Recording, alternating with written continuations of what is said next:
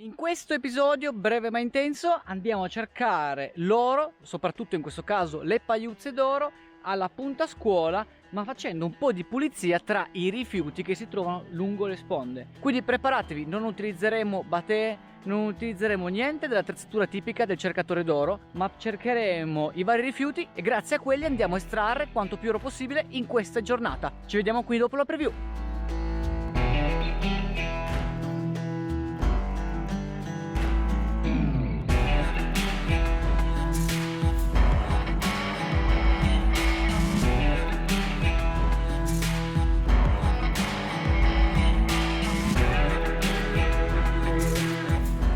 E buongiorno cercatori d'oro, benvenuti nel mio canale nel momento in cui foste nuovi e bentornati invece se siete miei amici a tempo. Grazie per essere tornati a vedere anche questo mio video. In questo episodio andiamo a togliere un po' di spazzatura, andiamo a raccoglierla e successivamente smaltirla nei suoi cassonetti relativi. Quindi in sostanza, prima di fare la raccolta differenziata, voglio farvi notare come alcuni rifiuti di diverso genere che purtroppo affollano spesso i gretti dei nostri torrenti a causa delle piene, vengono in sostanza trasportati dall'acqua, possono diventare spesso e volentieri anche una risorsa. Il mio obiettivo è quindi quello di scandagliare questa zona alla ricerca di qualsiasi rifiuto utile alla nostra ricerca. Ne raccogliamo anche tanti altri che effettivamente non ha nessun senso lasciare qua, e intanto cerchiamo anche qualche pagliuzza d'oro, tanto che siamo alla punta scuola. Quindi non solo puliamo l'ambiente, ma vi voglio anche far vedere come alcuni rifiuti possono ancora avere un ruolo chiave all'interno di un contesto di ricerca. Perderemo sicuramente qualche pagliuzza d'oro rispetto ai strumenti tradizionali, ma passatemi comunque la bellezza di poter ripulire l'ambiente naturale e quindi associare la ricerca dell'oro come hobby al fine ecosostenibile ed ecoambientale. Non perdiamoci in ulteriori indugi e iniziamo.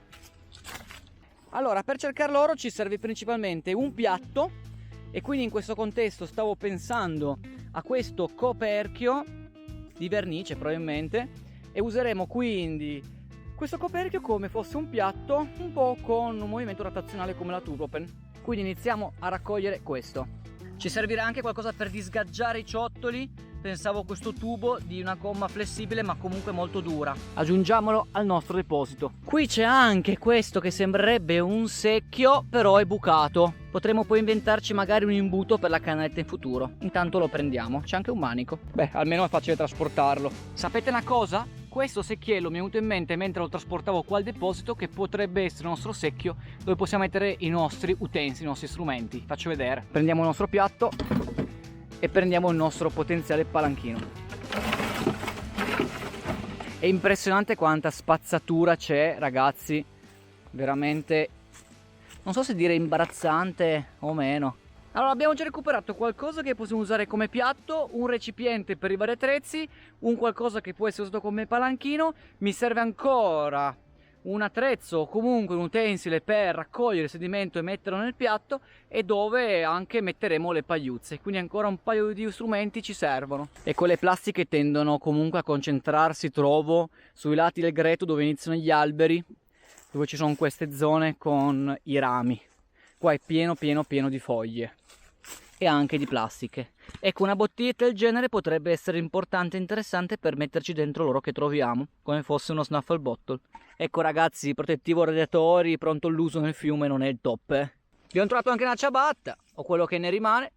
Aggiungiamo lo snuffle bottle e la ciabatta, che magari usiamo come sessola. Voi ci vedete immondizia, io ci vedo attrezzatura per cercare l'oro. Ho visto un innaffiatoio da qualche parte qua, adesso andiamo a prenderlo. Questo è ridotto abbastanza male, Potrebbe essere usato per qualcosa, non lo so. Penso aver trovato la nostra sessola o qualcosa che ci assomigli.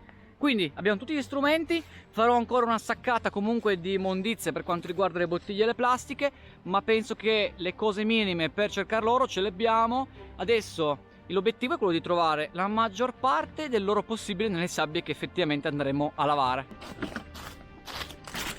Prima fase di raccolta terminata. Comunque i rifiuti possono diventare delle risorse e oggi voglio mostrarvelo. Comunque questa è un'attività che vi consiglio anche voi, perché trovo che sia molto bello ed è un messaggio quindi che voglio condividere con voi. Fatemi sapere cosa ne pensate anche voi qua sotto nei commenti. Passare un paio di giornate nell'arco dell'anno, se non addirittura tutte, cercando di portare via i rifiuti che effettivamente veniamo a contatto, perché se non fossimo noi i primi a portarli via sostanzialmente rimarranno lì e potrebbero effettivamente fino a finire nel mare e creare notevole inquinamento. Allora, la nostra bottiglia che utilizzeremo per collezionare l'oro che troviamo oggi, il piccolo palanchino per spostare le pietre, poi abbiamo quello che sembrerebbe una sessola o ci assomiglia, la ciabatta la lasciamo lì come sponsor, e il piatto. Utilizziamo questo come contenitore delle sabbie aurifere, purtroppo non possiamo setacciarle ad umido perché sono i buchi al fondo.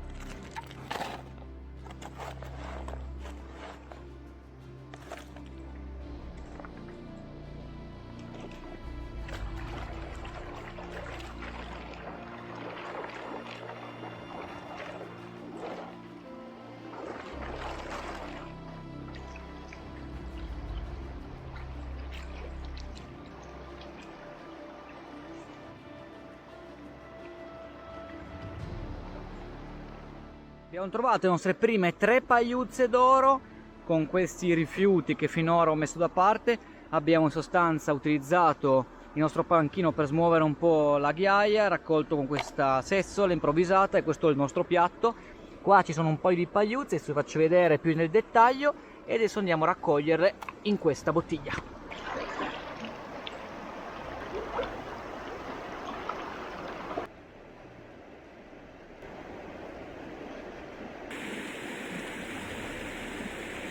Adesso vi ho fatto vedere come anche voi potreste trovare l'oro essenzialmente a costo zero, in quanto non ho comprato nulla, ma l'esperienza, cioè le informazioni che uno ha preso sui libri, e ve ne consiglio un paio sia qua sotto che qua sopra in dettaglio, ma soprattutto la manualità che apprenderete nel corso delle vostre esperienze al fiume, vi possono tornare utili e come, e quelle sono inestimabili. Quindi una volta che avete capito come si concentra l'oro, come potreste trovare l'oro e come trovare località aurifere, tutte queste cose trovate su questo canale, anche in altri video o sui libri o comunque a zonzo su internet, ecco che in realtà gli strumenti non sono così importanti né fondamentali.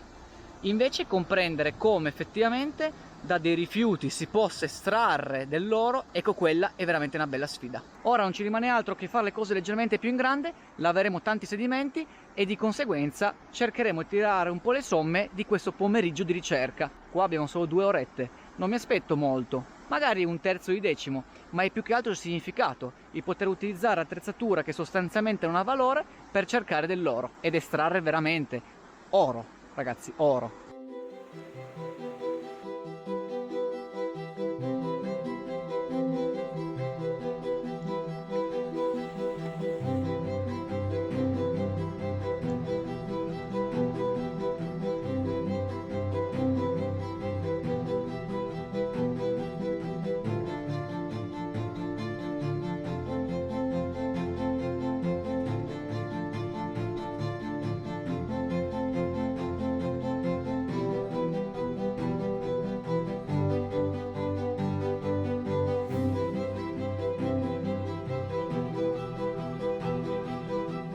E siamo giunti anche al termine di questa avventura. Spero che vi siate divertiti con me, spero che il messaggio dal punto di vista dell'ecosostenibilità e dal punto di vista ecoambientale sia passato, è un significato a mio parere molto profondo. Siamo principalmente dei custodi, chi più di noi che passiamo queste giornate lungo i rii, lungo i fiumi, dobbiamo averne cura.